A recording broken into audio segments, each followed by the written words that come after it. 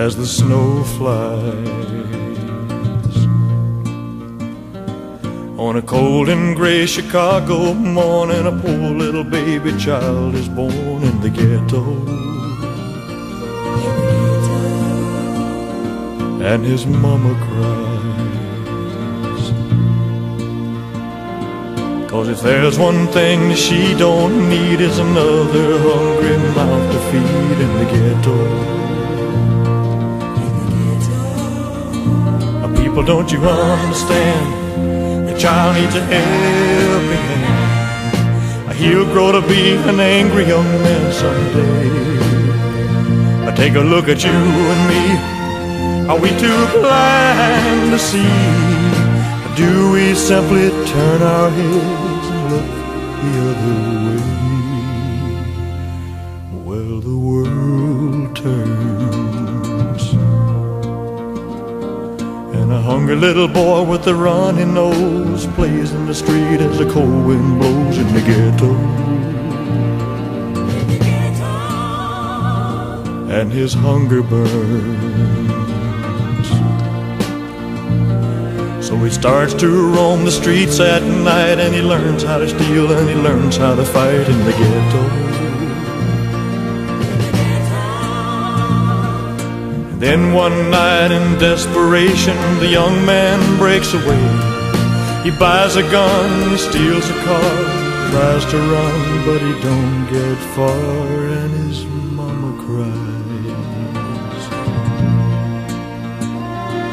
As a crowd gathers round, an angry young man face down in the street with a gun in his hand in the ghetto.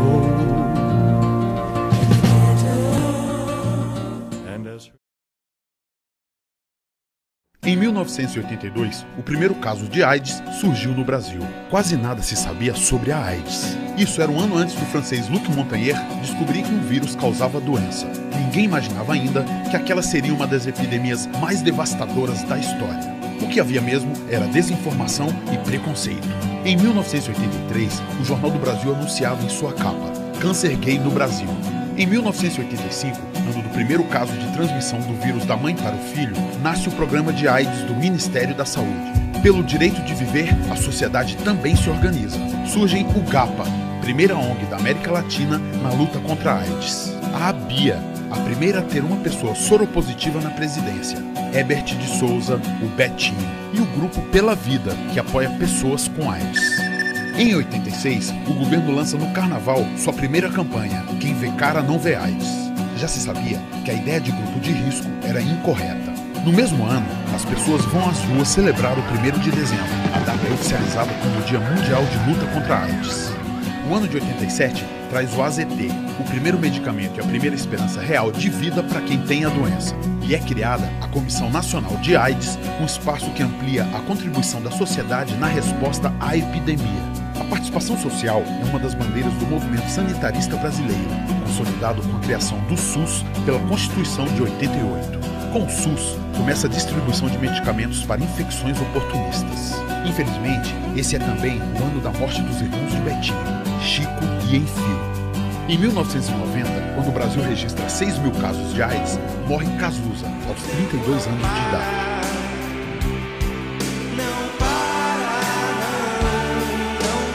Em 91, o primeiro encontro nacional de pessoas vivendo com HIV discutia a terceira epidemia, as consequências de viver com AIDS. Ao mesmo tempo, o Conselho Federal de Medicina proíbe a realização compulsória de testes de AIDS e impede que o médico revele a sorologia do paciente sem sua autorização. 1992 chega com previsões pessimistas. O Banco Mundial afirma que haverá 1.200.000 casos de AIDS no Brasil na virada do século. As ações de prevenção ganham mais corpo. Em 1994, são distribuídas quase 13 milhões de camisinhas. Em 95, o Brasil já produz o AZT e o SUS distribui os medicamentos do coquetel de tratamento para AIDS. São registrados mais de 80.000 casos da doença. No fim de 96, o país aprova a lei que dá início à distribuição gratuita e universal dos antirretrovirais na rede pública de saúde. O Ministério da Saúde gasta 134 milhões de dólares com medicamentos para a AIDS. A voz da cidadania se cala. Betinho morre em agosto de 97, com 61 anos, em casa, ao lado da mulher e dos filhos. Em 1999, contabiliza a redução em 50% nas mortes, enquanto o país já gasta 336 milhões de dólares com a compra e distribuição de medicamentos para a AIDS. O Brasil começava a produzir o coquetel. No ano de 2000, o Brasil prova que estava seguindo o caminho certo. Contrariando a estimativa do Banco Mundial, 600 mil casos de AIDS foram evitados. O número de casos é inferior à metade das previsões mais pessimistas. E a experiência brasileira começa a chamar a atenção do mundo. 2000 é também o ano da morte de Sandra Brea, uma das primeiras mulheres a assumir a doença. A proporção de casos de AIDS é de uma mulher para cada 2 homens. Em 2001, o Brasil produzia 7 antirretrovirais. Por conta disso, os Estados Unidos processam o Brasil na Organização Mundial do Comércio. O Ministério da Saúde ameaça fazer o licenciamento compulsório dos medicamentos, mas os laboratórios concordam em reduzir os preços. Ao final, a queixa contra o Brasil na OMC é retirada. O tratamento universal é garantido em 2002. 120 mil pacientes recebem medicamentos para o tratamento de AIDS nesse ano. E em 2004, a 8ª Parada do Orgulho Gay reúne 1,5 milhão de pessoas em São Paulo, uma festa de solidariedade e tolerância. No ano seguinte, o Brasil recusa ajuda financeira dos Estados Unidos, que renderia 56 milhões de dólares até 2008. A Agência Americana de Ajuda Internacional exigia a condenação pública da prostituição. Em 2006, pessoas vivendo com AIDS protagonizam a campanha do Dia Mundial. O slogan "Eu me escondia para morrer, hoje me mostro para viver" é projetado em raio laser nas torres do Congresso Nacional. 2007 é o ano que, pela primeira vez, é decretado o licenciamento compulsório de um medicamento antirretroviral. O Ministério da Saúde anuncia a redução em mais de 50% na transmissão de mãe para filho. A primeira fábrica estatal de camisinhas do Brasil é inaugurada em 2008 no Acre. É a primeira do mundo a utilizar látex de seringal nativo. Nesse mesmo ano, a Fiocruz inicia a fabricação do teste rápido. O Ministério da Saúde bate recorde de distribuição de preservativos. Só em 2009 foram 452 milhões de camisinhas. Um ano depois, as travestis preparam material educativo sobre identidade e respeito e lançam campanha contra o preconceito. Vários serviços públicos de saúde já tratam as travestis pelo nome social. Em 2011, a Frente Parlamentar em HIV/AIDS é relançada no Congresso Nacional, com a participação de 192 deputados e senadores. 2012 traz a possibilidade de antecipação do início do tratamento entre parceiros. Em 2013, o uso dos medicamentos antirretrovirais é indicado para qualquer fase da doença, independente do CD4. O tratamento como prevenção passa a ser adotado no país por meio do novo protocolo de diretrizes terapêuticas. Impedindo a reprodução do vírus no corpo, a transmissão para outras pessoas também é reduzida. Em 2014, o Departamento de DST, AIDS e Hepatites Virais lança, em parceria com ONGs, o projeto Viva Melhor Sabendo, para testar populações de risco acrescido pelo método do fluido oral.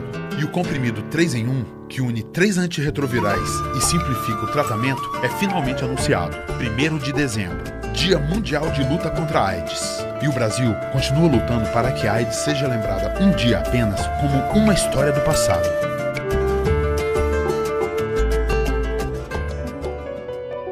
Positivo não é sinal de diferente. Você sabe quais são os grupos de risco quando se trata de HIV/AIDS? Este é o grupo de risco do preconceito. Segundo a pesquisa Atlas 2010, pessoas que vivem com HIV/AIDS ainda lutam contra uma série de estigmas. Os principais preconceitos são: pessoas que vivem com HIV ou AIDS devem ser evitadas, têm comportamento de risco, não vivem por muito tempo, parecem diferentes dos outros, o vírus HIV é facilmente transmitido no dia a dia. Este é o grupo de risco da desinformação. Cerca de 630 mil brasileiros vivem com o vírus HIV, mas 255 mil ainda não sabem disso. HIV/AIDS não é algo restrito a usuários de drogas e homossexuais.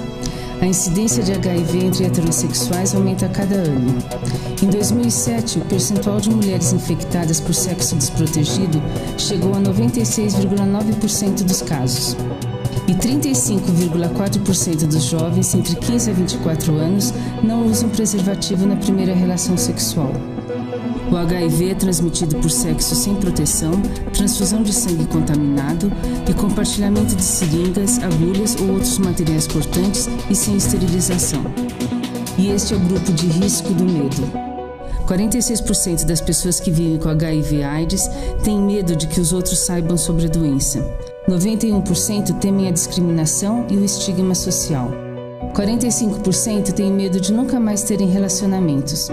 44% temem perder a família e os amigos. 41% se sentem sozinhos ou isolados por serem vítimas da doença. E 63% dizem ser muito mais difícil revelar a doença à família, principalmente aos pais. O primeiro caso de HIV/AIDS foi detectado no Brasil em 1982. Mesmo com a evolução dos tratamentos, o preconceito ainda é uma barreira. Crie um novo grupo, vença o medo e o preconceito. Converse sobre HIV/AIDS. Só conscientização e informação adequada podem diminuir o estigma e evitar que mais pessoas sejam infectadas pela doença. Positivo não é sinal de diferente.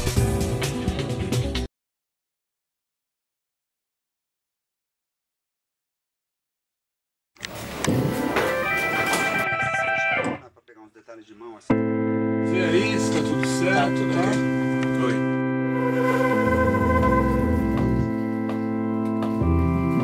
Quem vê de longe pode não gostar, não entender e até censurar. Quem tá de perto diz que apenas é cultura, crença, tradição e fé. Mais uma, mestres.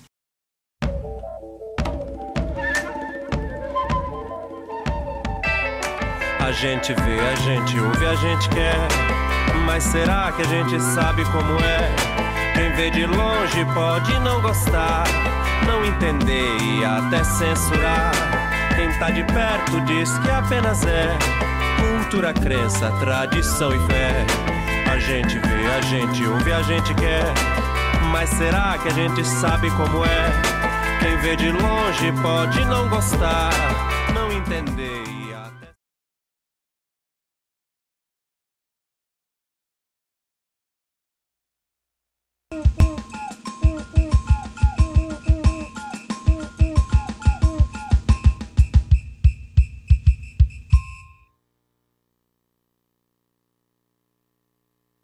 Eu era uma pessoa, sim, que havia adquirido um vírus, que tinha que tratar, mas tem mais 1000 coisas que envolvem a Sílvia. Então, acho que me olhar assim fez com que eu não me entregasse ao vírus.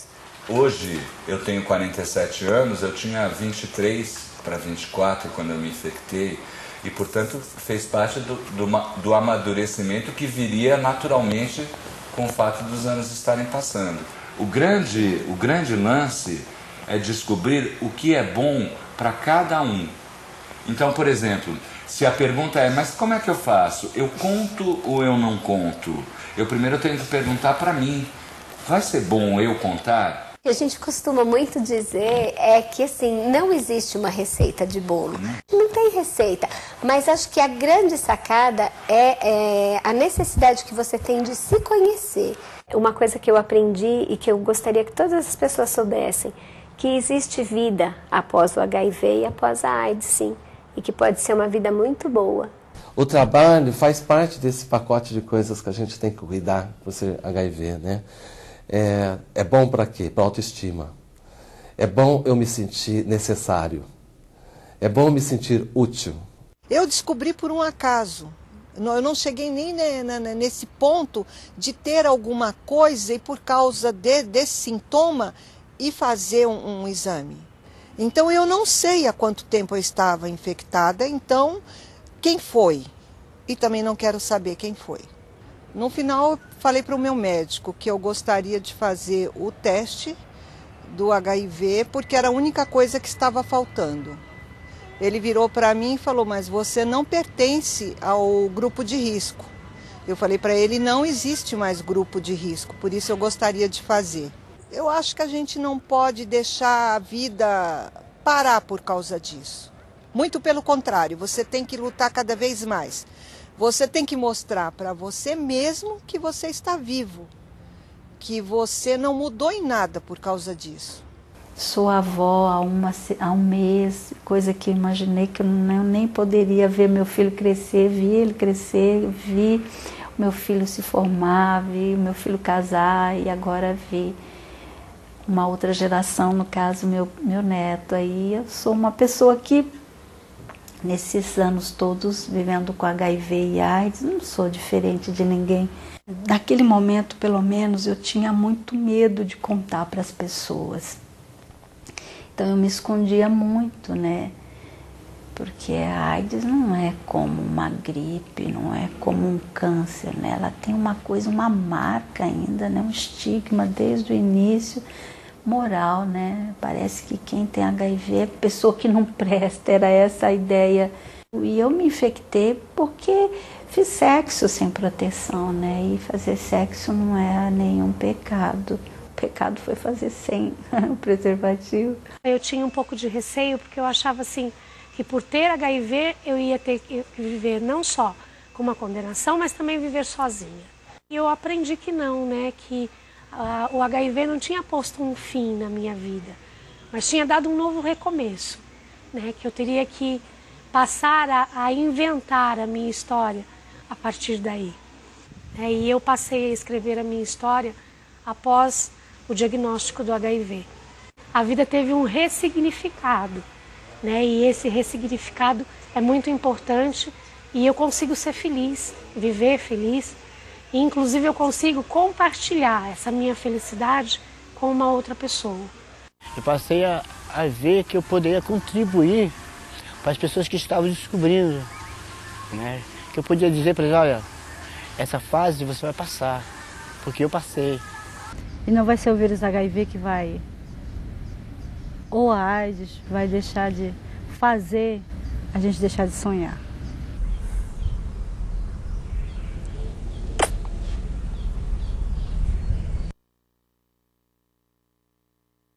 Tem paciente que, quando chega para a gente, para iniciar o acompanhamento médico, ele já acha que terminou a vida dele ali, que é uma doença que vai matá-lo rapidamente, que não existe perspectiva de vida. A ideia de você ter uma infecção que possa provocar morte a curto prazo, vamos dizer assim, na cabeça deles, eles pensam isso, né, faz com que a perspectiva de vida, de realização profissional, de constituição de família, venha tudo isso à tona naquele momento de receber o resultado.